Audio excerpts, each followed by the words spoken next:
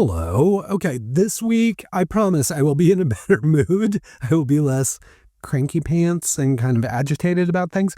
There are still some things happening that are slightly frustrating, but there's really good news that happened this week. Like, very much a two-step forward, one step back kind of situation going on right now.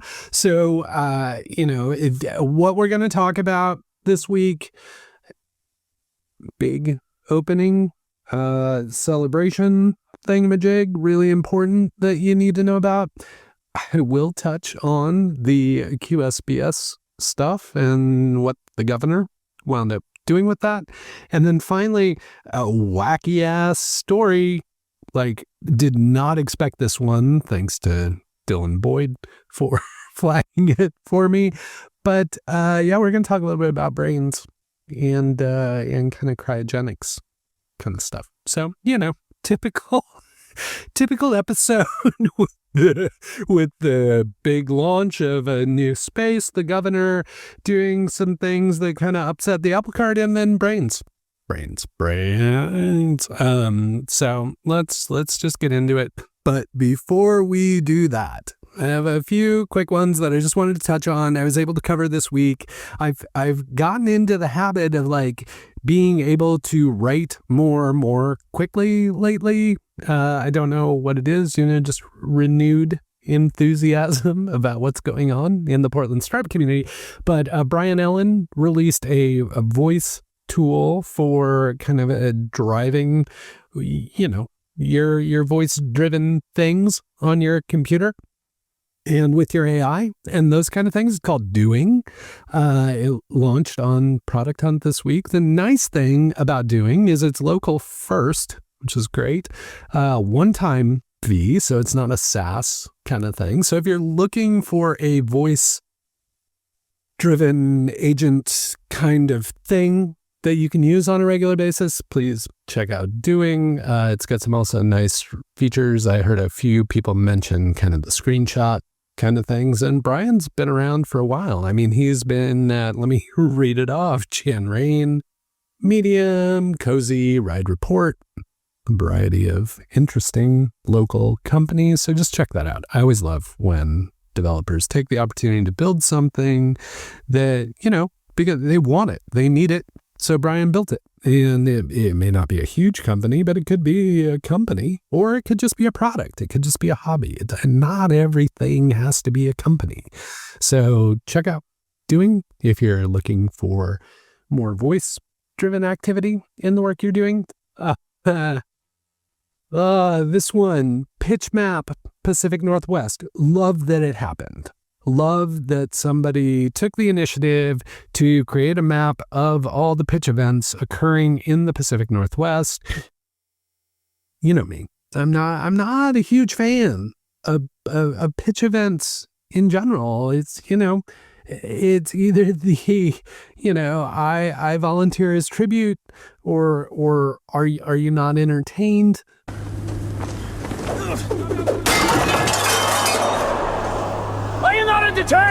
Kind of activity. Like, I don't like putting founders on stage as entertainment, competing against one another, but I'm also willing to admit that pitch events do have a certain amount of value to founders. And regardless of what I think, pitch events will keep happening over and over and over. So it would be nice for you as a founder to know where these pitch events are happening. And that's why Lila Kaneda, sorry on the pronunciation, out of Hood River and Rain Catalyst put together this kind of crowdsourced pitch map for the Pacific Northwest. So if you are a founder looking for pitch opportunities, check that out.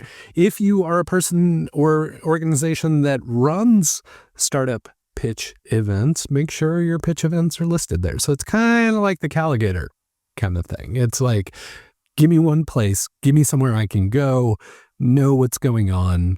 That's what the pitch map is for. And I'm excited to see people using it. I'm more excited that people kind of stood up and said, we need this thing, let's build it. And they just did. So that's really why I'm promoting it, regardless of my opinions on pitch events.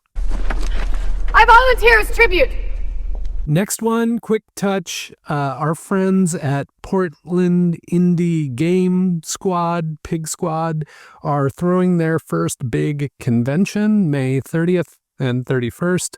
They were still accepting applications for both speakers and games. So if you have a game you built, you want to showcase there, they were still accepting applications for that. I don't know that will continue much longer. I think it closes on Monday, April 14th. I think that's the submission close, so then they can get ready for this event. But if you like video games, if you're interested in building video games, if you want to hang out with people who make video games, Pig Squad is the place in town to hang out with your peers in the game space, the video game space. So if that's of interest to you, please check out Pig Squad.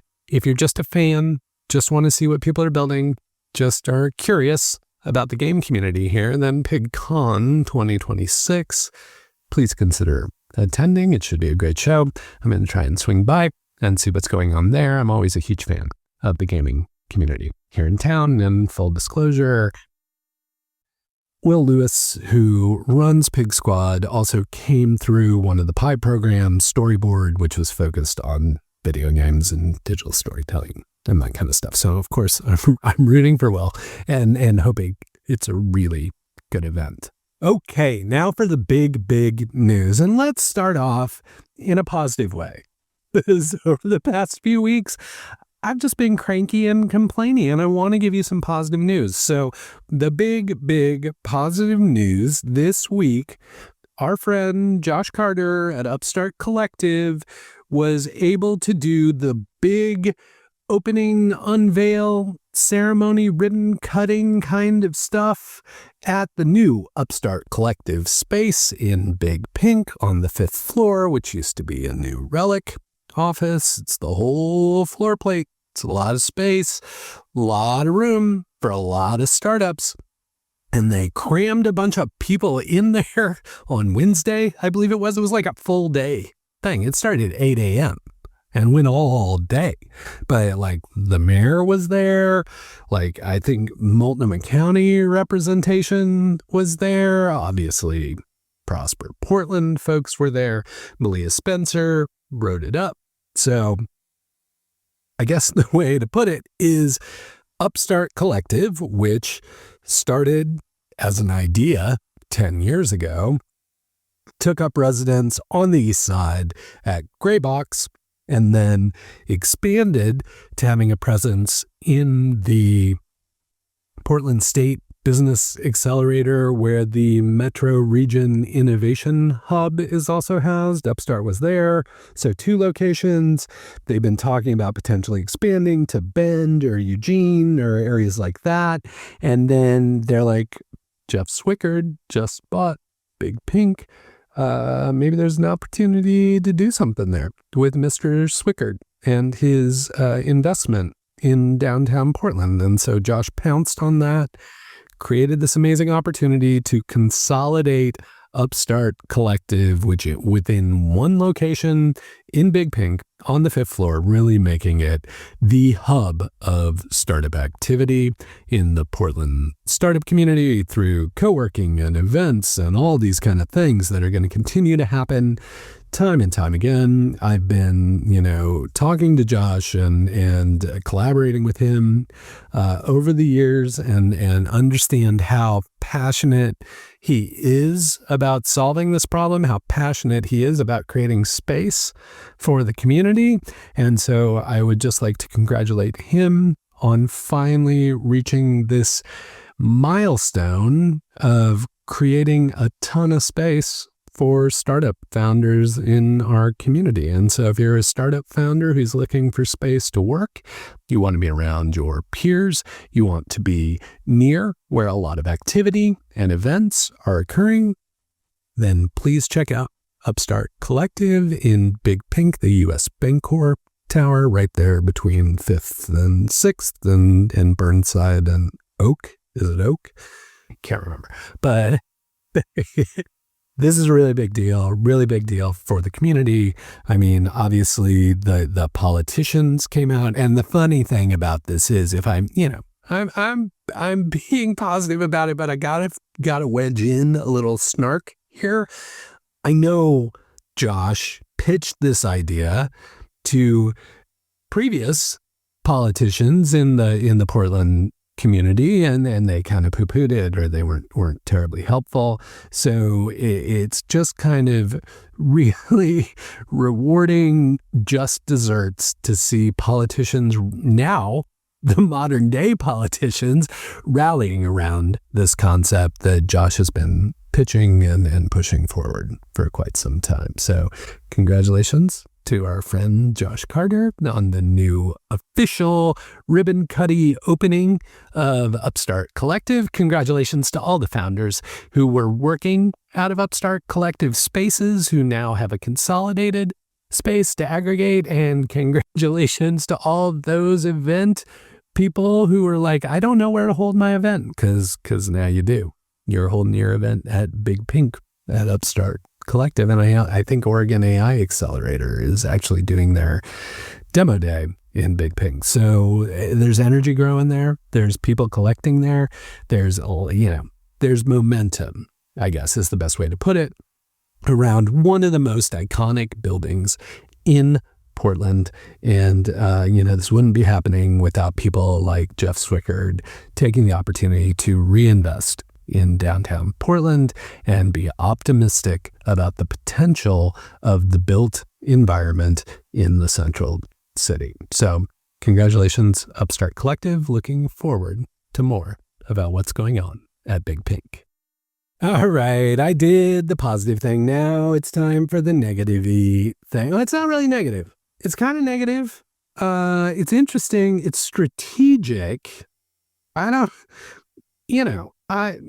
been complaining about the qualified small business stock tax that, basically put into law, and was waiting the governor's signature, and the governor signed it this week. And that was expected. Like, the governor can't line item veto things like that. So really expected that this is what was coming. And while this, and you can go back and watch the other episodes, but the basic deal is that for the longest time, Oregon tax law was kind of pinned to federal tax law. And in so doing, qualified small business stock, which you as a founder use as a means of kind of like betting on the come, like you take out your qualified small business stock as compensation for you as a founder. And then sometime in the future, if you've held it for 5 years, you wind up selling your company, or, you sell on the secondary market or put it in part of a round or whatever, you unload that QSBS stock and you reap the rewards of, really low priced stock that you get to sell at a higher dollar value. And of course you get that difference there. And but the issue is, it used to be kind of free and clear. Like QSBS, you held it for 5 years, you benefited from the sale of that stock, and there was no taxation. And what Senate Bill 1507 did, as we kind of like decoupled from federal tax law, is they said, no, we're going to charge you 10% taxes on qualified small business stock. And why is this a problem? I can go into any number of reasons. I have in previous episodes. I'm not going to bore you with that. But just basically, it's detrimental to early stage investors in Oregon, to entrepreneurs in Oregon, what have you. So we knew that was going through. We knew the governor was going to basically forced to sign it, but what she has done is fairly interesting and as I said, strategic. Strategery.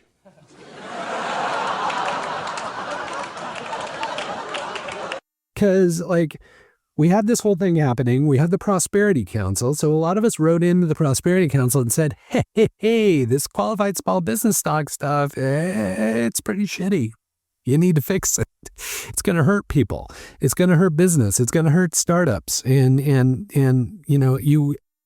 our fault that we weren't paying attention to you talking about this, but you were not well informed in making this decision And you were a little off kilter on your reasoning. So that's unfortunate that became Oregon law. But we have the Prosperity Council. We provided feedback to them. And through that vehicle, the governor said explicitly she is also now concerned about the qualified small business stock and would like to take care of it. Should she be reelected, would like to take care of it in the next year, the next kind of legislative year. We have our long session. We can spend a lot more time discussing things, working on things.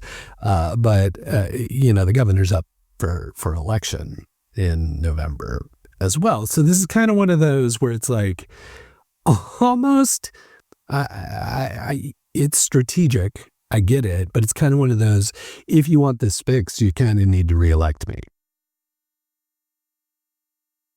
kind of things. So, shrewd move to get us to be like, well, if we want to fix this, we got to figure all this out.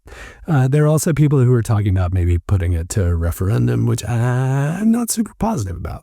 Like, I think if it's hard enough to make the argument with the legislature about what's what and who's who and why's why, then trying to take that to the public and get folks, give them the context to get them over this educational hurdle is a non-starter to me. I just don't see that being beneficial, valuable, or successful from a startup perspective. But as politics do, the next time around, we have the opportunity to kind of go back and say, this is how we would like to refactor this kind of thing. I mean, I think there are opportunities to, either just be like, repeal this whole thing, like go back to where we were because this was a mistake, totally. Or there are ways to maybe reach across the aisle and say things like, hey, since this is the way the law is now, that like qualified small business stock is being taxed, we also have the opportunity to say, hey, but what if we put in this thing that said, as part of this law, if you successfully exit, have a liquidity event, generate some wealth from some QSBS kind of stuff, that maybe if you agree or show that you've spent 3% of that wealth by investing in the next generation of startups, then we'll forgive. You don't have to pay any of the taxes. All you have to do is agree to put 3% and prove that you've put that money to work for new startups, because that's really the problem here. And that's what I'm working on. I'm working on the vicious cycle of Oregon Capital kind of post that, I talk to people about it all the time. I blab about it. I say the same thing time and time again. I've just never written it down. So I'm working on writing it down. I'll probably have that out next week. But what if we could use this negative and flip it into a positive by getting more capital flowing through the system, by encouraging people with successful exits who are, quite frankly, often already going to invest in their peers or the new generation of startups. They're already predisposed to do that anyway. Somebody helped them, so they want to help the next generation. And what if we were just put a finer point on it, a little more nuance, and say, you're going to do this anyway, but maybe, cough up 3% of what you made, and we'll just kind of forget that other 7% that we were going to tax you on. Could work. I don't know. I'm not a politician. Just spitballing here, like brainstorming with you. Like, and if you think that has merit, great. I know a number of people are already talking about how to approach this in the long session. If you have ideas and want to talk to your representatives about it, I highly suggest you do. This is going to be a long conversation. Figure it out. There's a path forward, but for now, for the foreseeable future, if you exit this year and are looking to get some benefit of qualified small business stock, be ready to give 10% of that to the state of Oregon if you're here, because that's how it stands currently. But I do really appreciate the governor calling that out in her signing letter to Tobias Reed, Secretary of State Tobias Reed, specifically, explicitly saying, we may have messed up here on the qualified small business. I mean, that's not the language she used, but that was the intent of the message. Was like, we really need to think about this because we didn't really make a good decision or a well-informed decision when we passed that, when the legislature passed that, and now I'm signing it, and now it's law. So that's where we are on QSBS. Stay tuned. Of course, I will be paying attention to it for both of you and me, so we know what's what. Another one, this is, I was talking to somebody the other day and they're like, oh, well, what, are there any like unicorns in Portland currently? Or there been unicorns? I was like, well, Vacasa was a unicorn, and they definitely reached that value, but like who today? And there's a handful of companies that I look at as potential unicorns as I'm tracking them. But one had some news this week, and I really believe this one has the potential to be a unicorn. It was, up until this week, a company known as Conductor One. Conductor One is now known as C1 because they've rebranded as just C1. And it's their post and their description so resonated with me, this embracing C1, because they just touched on the fact where they're like, well, most of our customers call us C1. And I was like, oh, that's bringing me back to managing brands at startups like I did for like a decade or a dozen years or whatever. Because here's the thing. I don't care how precious or in love with your company name you are. I don't care if you like have a company name and a product name and they're two totally different things and you really want customers to use your product name and not your company name or vice versa.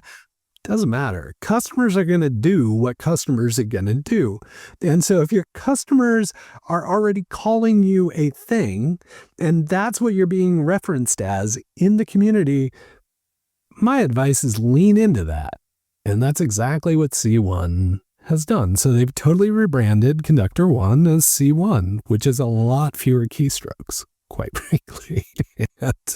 And they've done some great rebranding. It's super fresh and looks great. And I'm excited for them. They're very much one of those, companies in Portland that I believe everyone should be keeping an eye on. They've had great growth. They've raised great funding. They're, growing as an organization. They're bigger, I think, now than some of the companies that used to be the like big anchor tech startups in Portland, and they continue to grow. I would not be surprised to see them bring in some more capital to continue to grow. So congratulations to C1. Love the new brand. And even if I do think of CB4 with Chris Rock every time I say it, but really happy to see CB1 embracing the brand that kind of, their customers and market have given them and really leaning into that identity as this next chapter of growth for that exciting startup here in Portland. Okay, and then finally, I mentioned it at the top, Dylan Boyd sent this to me. He caught it. I can literally not get my head around it. I don't even have an analogy to really describe it well, but there's YC alum, Y Combinator. They went through in the winter batch of 2018, so pre-pandemic. I was not tracking on them. I did not realize they were around here. I may have heard of them at some point. They're called Nectomy. And I don't know even phrase it. Have you ever seen Futurama? Like in Futurama where they're the heads in the jars that are kind of bolted into the internet or talking to be. It's kind of like that. They basically, so again, layman's terms, not their scientific things. There's like a aldehyde kind of like scientific description for the work that they do. But basically, founder and the chief scientist are in Vancouver, Washington and Oregon both have death with dignity laws, which are required for this process. But I'm kind of burying the lead here. Basically, what they've done is created a way to like rapidly freeze brains and keep the structure and synapses and all those things intact with the hopes of attaching those to the internet at some point and giving you and potentially me, although Silicon Florist is probably my brain at this point, but giving us the opportunity to live forever by freezing our brain, hooking it up to the internet. Yeah, I know. You just kind of need to sit with it for a minute, don't you? And I think the big step forward for them recently was they've been able to do this with a mammalian brain, a pig brain, and got to freeze it. I don't know if they attached it to the whole internet so that the pig brain could be on the internet, but they did successfully freeze the brain structure in a way that was meaningful and scientifically relevant. So super interesting that this wacky ass brain freezing cryogenic internet-y thing is happening right in our region, right under our noses, across the river in Vancouver, and of course some of it will be happening in Oregon too, given their proximity. I just thought it was really, really interesting what Nectomy is doing. Apparently, if you were one of those folks who believe the tweets, or whatever the hell they call it these days, apparently Sam Altman, he used to run Y Combinator back in the day after Paul Graham, and may have been there. I can't remember if he was there during winter 18. But apparently he's on the wait list. And here's the thing. Like, you have to kill yourself to make it work. That's the big challenge here. Their original premise was, of course, based upon people who had life-threatening illness as a way to help preserve them beyond their lifespan. And if you're a healthy, highly functioning individual, the kind of volunteering to die to live forever is probably a very moral, ethical conundrum that you should think through.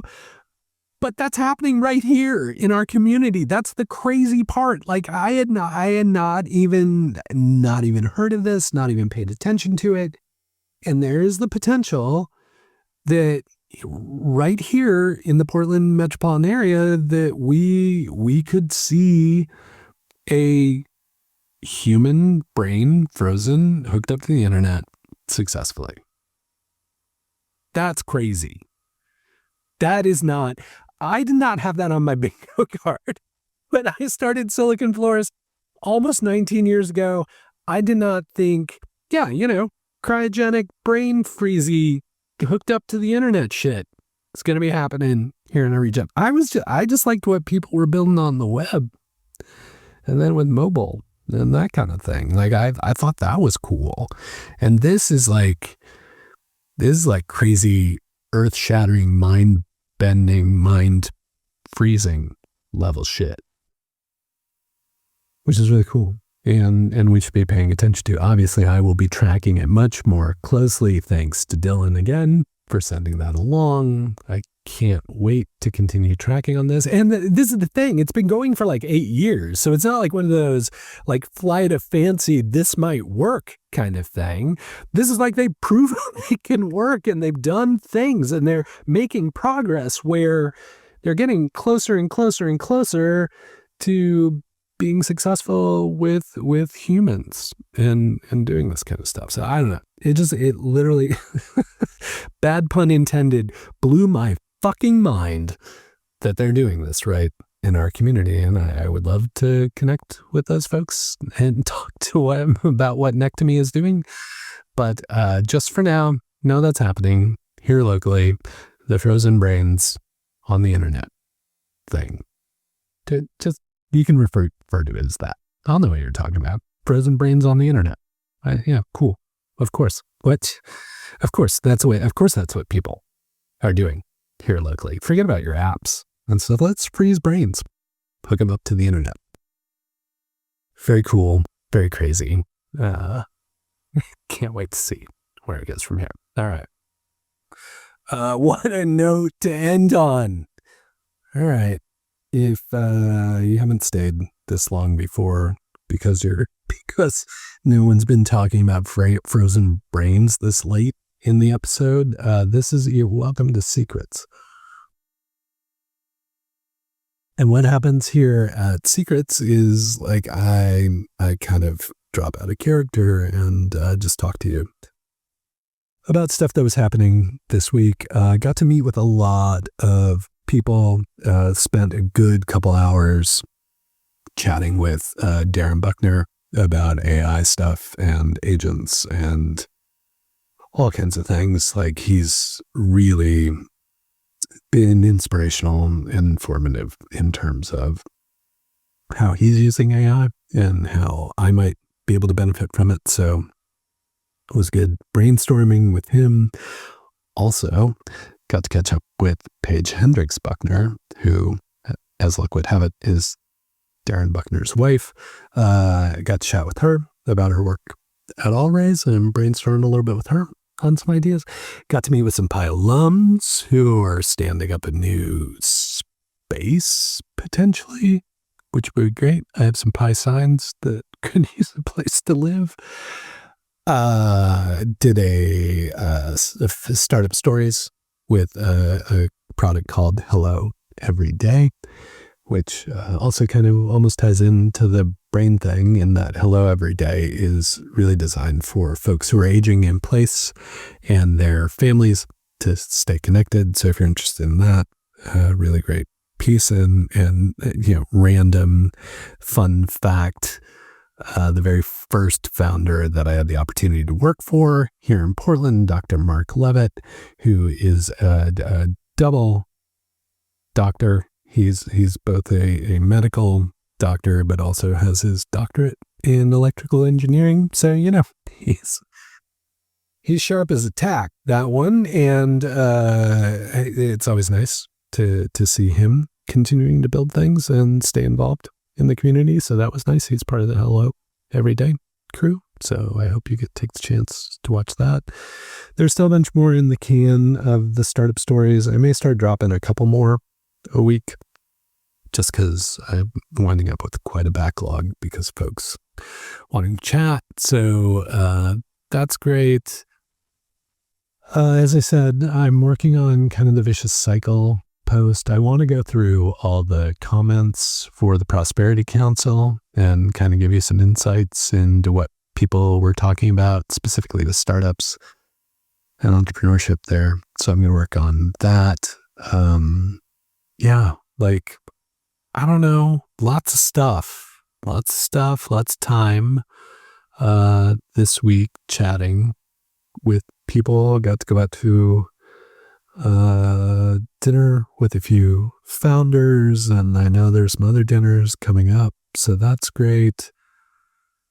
Lots of events coming up next week. The hackathons continue. That's great. That's really good to see the hackathons kind of coming back. So thanks to all the people who are organizing those things and bringing people together. In fact, this weekend, the students at the University of Portland are holding an intercollegiate hackathon. So I can't wait to hear how that goes. What else? I was out and about in the world, as it were, and I met a founder who's started a speed dating technology-ish pursuit called Sparky Sessions, and I was sitting eating, and as I was getting up to leave, he's like, "Hey, you look exactly like that guy who does those YouTube videos about startups in Portland. I was like, oh, that's funny. That is me. So that was weird, but good. Like, it reminds me of the old days of like when people were like, oh, you write Silicon Florist, that blog, right? So I don't know. I don't know what I'm doing. Dudes and dudettes. Just trying to do shit. And, even with the QSBS stuff, this felt like a really positive week. I felt bad that the high positive impact of the Upstart Collective stuff was also kind of negatively impacted by the news cycle of the QSBS stuff. But sometimes, as I'm fond of saying, that's the way the cookie crumbles. So let's focus on the positive, shall we? Let's look at what's going well, where the momentum is, kind of keep the energy going, and please take part if you can. It's always good having you out and about and part of the community, and I hope to run into you at an upcoming event sometime soon. But until then, please keep up the good work.